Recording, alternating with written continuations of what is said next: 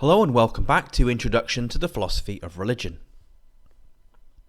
As we saw in the previous segment, the Islamic conception of the afterlife is one of comfort and ease. Inhabitants live in palaces, surrounded by luxuries, attended to by servants. Of course, this vision of paradise has been conceived by some to be symbolic rather than a literal description of what paradise will be like. It could be, for example, that only souls will reside in paradise, and presumably souls would have no need of palaces, servants, or food and drink.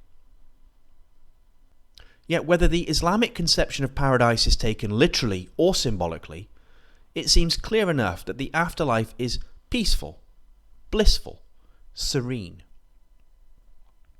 The picture obviously is rather different for those in hell, but our focus is on the afterlife for the good and the virtuous, so we won't be looking at that. Judaism and Christianity also teach of the blessed experiencing peace, bliss and serenity in Gan Eden and heaven. And because Judaism, Christianity and Islam are the religions that most of us know best, we have become accustomed to thinking of the afterlife along these lines, whether we believe in it or not. But as I briefly mentioned last week, African traditional religions offer a very different vision of the afterlife. They do not teach of a final judgment, or that paradise or heaven awaits the good and the virtuous, or that hell awaits the bad. Instead, they teach that when we die, we pass on to the land of the departed, a spiritual realm that intersects the physical world, where we join the ancestral spirits or become other kinds of spirit. And this is true of the Shona and Akan religions. In this segment, we're going to focus on the Shona religion and consider its vision of the afterlife. As we saw last week, for the Shona, death does not mark the end of a person, but rather the start of a new stage of their existence as a spirit. One can become an ancestral spirit or a Shavi spirit, and which one will depend on a number of factors. So let's start with ancestral spirits. As we know, the role of ancestral spirits is to protect living family members, as well as intercede with Mwari on their behalf and punish them when they step out of line. In the Shona religion, the most desirable outcome is to become an ancestral spirit. But for this to happen, a number of requirements have to be met.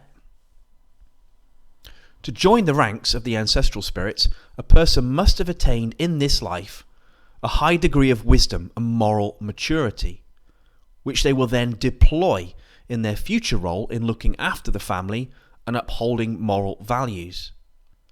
So the first requirement is that one must have lived a long, upstanding life. And the thinking here is that wisdom comes with age and experience. The second requirement is that one must have had children. After all, if someone dies without having had children, then there's no offspring for that person to protect, which is the principal role of an ancestral spirit. However, in Shona culture, a person is considered to have children if their cousins, brothers or sisters have children. So it's not necessary to have offspring oneself, so long as these relatives do. Children are important also because they will perform the Kurova Guva, or homecoming ritual, about a year after a person's death.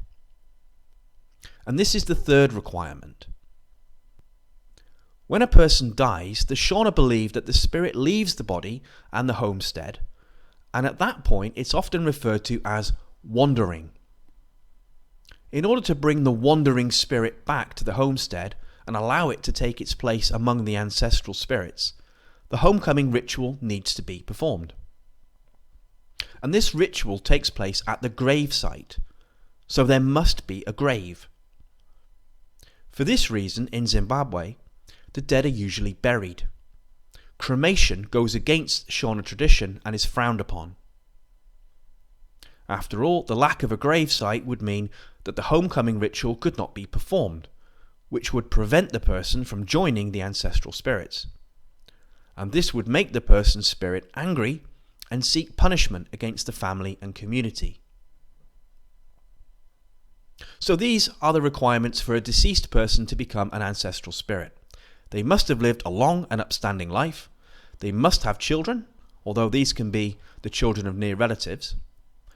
And lastly, the homecoming ritual must be performed, for which one must be buried in a grave rather than cremated.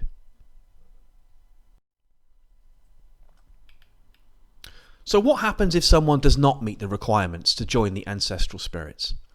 What happens then? Well, in the Shona religion, all continue to live after death, so no one is lost. Those who do not become ancestral spirits will become Mashavi spirits. These are wandering or alien spirits. And they're unattached spirits, but they may join with a particular group of ancestral spirits and assist them. For example, by bestowing talents and abilities on living members of the family. And those that do this become, in a way, honorary ancestral spirits.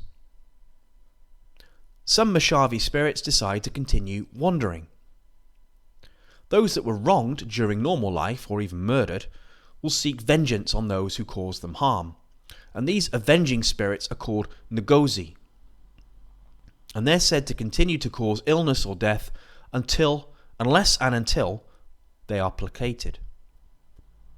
But the term Ngozi refers not so much to a type of spirit as to its action, its avenging action.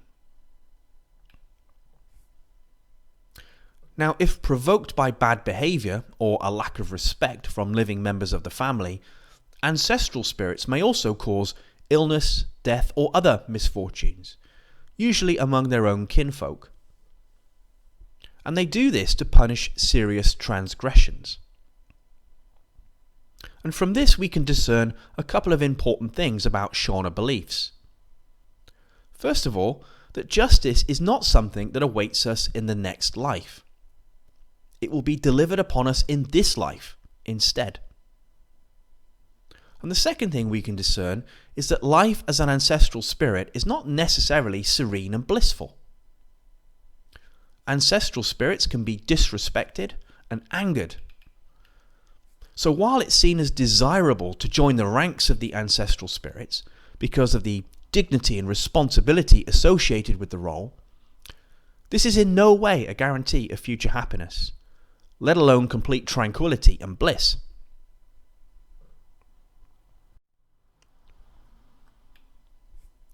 Now, what we've outlined so far is a relatively uncontroversial account of what the Shona religion says about the afterlife, in the sense that it captures a view that is widely believed.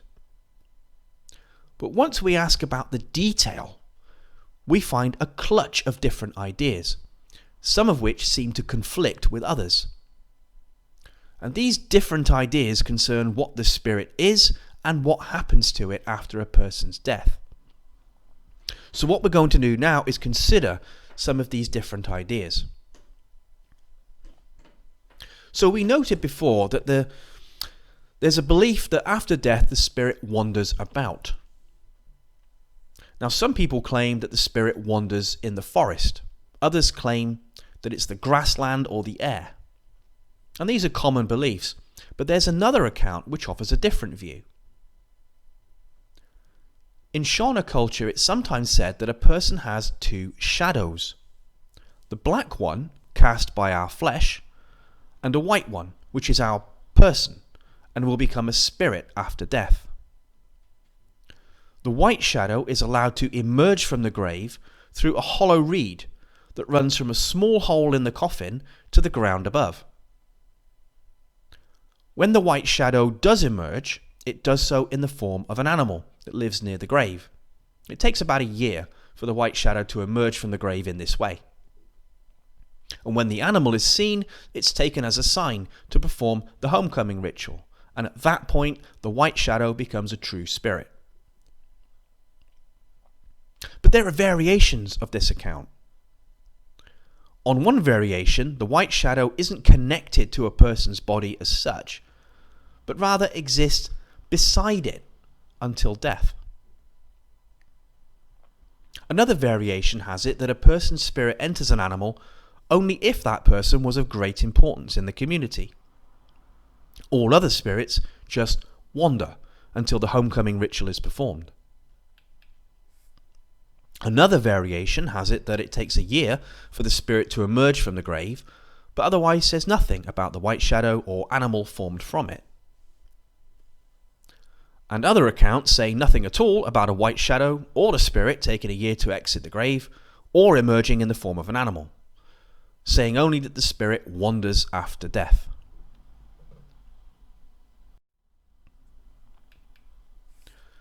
As for where spirits live, some claim that they are all around us. So there's one account that says that a spirit is everywhere in the air. It has no shape and is like a gust of wind. Other accounts state that spirits operate in the human world through animals, birds, and fish. This doesn't mean that humans are reincarnated or reborn as animals, only that the spirits of deceased humans can, if and when it suits them, operate through animals. But they need not do so, because on this account, spirits also inhabit trees and groves, with the land itself being thought of as the abode of the dead. So what are we to make of all these different accounts? It is tempting to try to stitch them all together to create a coherent narrative that captures the Shona doctrine of spirits. And certainly I did spend a bit of time trying to do this, more than I should have done. I eventually realised that it just isn't possible. While some of the accounts could be stitched together, others couldn't because they conflict. So is it a problem that we don't have a single consistent picture of how the Shona conceive the spirits and what happens to them after a person dies? Well, not really. For one thing, it's worth noting that the Shona are made up of 5 different ethnic groups or clans. Of the different accounts that we've seen, some are peculiar to one of these particular groups, whereas other ones are more widespread across different groups. And in any case, it's reasonable to expect some variation in belief between different individuals. And this is true of any religion. One would struggle to come up with an example of a truly monolithic religion. That is, a religion in which all believers share exactly the same beliefs without any variation at all. In practice, religions consist of a cluster of different ideas and doctrines. Individual believers will understand these ideas in different ways. They'll accept some doctrines while rejecting others. And this is true even of what we might think of as core doctrines, such as the virgin birth in Christianity. This is often thought of as a quintessentially Christian doctrine, such that one cannot really deny it and still be a Christian. And yet there are Christians who simply reject it, without thinking that this in any way undermines their credentials as Christians. And there's even greater variation in belief when it comes to the afterlife. And not just in Christianity either.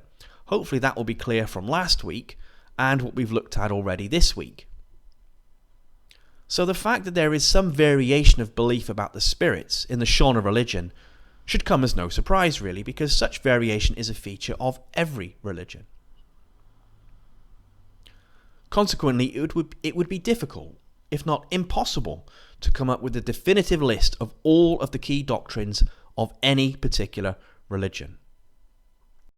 All we can do is try to identify those ideas and doctrines that are commonly held by believers of a particular religion, even if there are going to be other believers who would not accept them.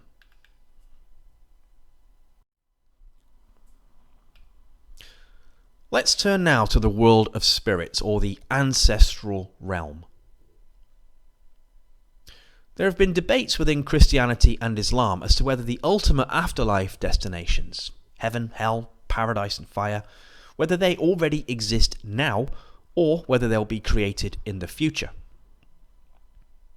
There is no such uncertainty in the Shona religion. The spiritual world isn't something that will come to exist at some future time. Rather, it exists now. And it has existed for at least as long as there have been spirits to populate it. Which leads us to wonder, what and where is this spiritual world? In his classic book, African Religions and Philosophy, John Mbiti claimed that in African traditional religion, the world of spirits is something like a carbon copy of the countries where they lived in this life, complete with mountains, forests, and deserts. And if you've seen the film Black Panther, you'll get an idea of what this is supposed to be like. In the film, the kings of the fictional African country Wakanda are able to access what they call the ancestral plane, which is very much a carbon copy of this world, although it's darker and it's got purple lights in the sky. And in this plane, the kings are able to meet and converse with their ancestors. Mbiti gives the impression that all African traditional religions view the spirit world in this way, as a separate, parallel world that is a carbon copy of this world. And there may be some that do. In fact, a few years ago I spoke with someone from the Igbo people of Nigeria, and he told me that the spiritual realm of his religion had been depicted quite accurately in Black Panther. However, the idea of the spiritual world as a separate carbon copy of this world is not one shared by all African traditional religions. Certainly, it does not seem to be the way the Shona people understand the spiritual world. Why? Well, because in the Shona religion, the spirits are often said to live in the air, in the soil, and even in the houses of living family members. They are therefore, in a very real sense, all around us, all the time, rather than closeted away in some other separate realm or plane that can be accessed only occasionally. Now, that said, one author has claimed that the Shona believe the spirits live in an ancestral village called Kumusha, which may be in a remote part of the forest, on or inside a mountain, along a river, or within a cave. Unfortunately, the author provides no evidence for this claim, and it cannot be found in other works on or by the Shona. And I've discussed this matter with a number of Shona people, none of whom have ever heard of the village of Kumusha. The word Kumusha just means at home, and is used to refer to the house or village that one comes from. If it is a belief held by the Shona that there's an ancestral village called Kumusha, it appears not to be very widespread. Anyway, the author who gives us this account goes on to say that this mythic village is a place of rest, a final blissful place for sacred spirits, similar in some ways to the Christian notion of heaven. Now, such a description should make us suspicious, as it goes against the usual descriptions of the Shona afterlife, which do not bear any resemblance to the Christian notion of heaven at all. So it's very likely the idea of the spirits dwelling in some blissful ancestral village is a recent blend of the African idea of spirits living after death and the Christian idea of heaven. It's more likely to be that than an original African idea in its own right. In any case, belief in this ancestral village is not prevalent, as I've noted. You will have come across the idea that humans have a non-physical soul that after death goes off to some kind of transcendental or intellectual realm. And this is very much a Western Greek idea rather than an African one. In the Shona religion, the spirits of the deceased remain with us in the world we know. In fact, these spirits are absorbed or integrated into the natural world, upon which they're able to act when it suits. Therefore, in the Shona religion, spirits are very much immanent. That is, they're part of the fabric of the natural world. They're not transcendent, that is, beyond the natural world or completely separate from it. And this makes the Shona vision of the natural world far more vitalistic than the Western conception, which is of dead matter blindly following natural laws. No, to the Shona, the world is permeated by life, some of which we can see, some of which we can't, but which it is our destiny one day to join. So let's now round up. As should now be clear, the Shona vision of the afterlife is very different from that of Judaism, Christianity, or Islam. In the Shona religion, there's no judgment from God, no heavenly paradise or fiery hell, but simply a transition from flesh and blood existence to spiritual existence. Spirits are not punished or rewarded, as that happens in this life. Rather, they're the ones doing the punishing and rewarding in this life. And their existence is not one of serene and blissful detachment, but rather marked by engagement with the living. And they do this from within the natural world, rather than from outside. In fact, the spirits of the deceased are considered to be very much part of the natural world, rather than existing separately from it. For the Shona, the material and spiritual worlds are so totally fused together that it makes little sense to try to separate them. Or as one author nicely puts it, for the Shona, life force permeates the whole universe, and matter and spirit are almost inseparable reality.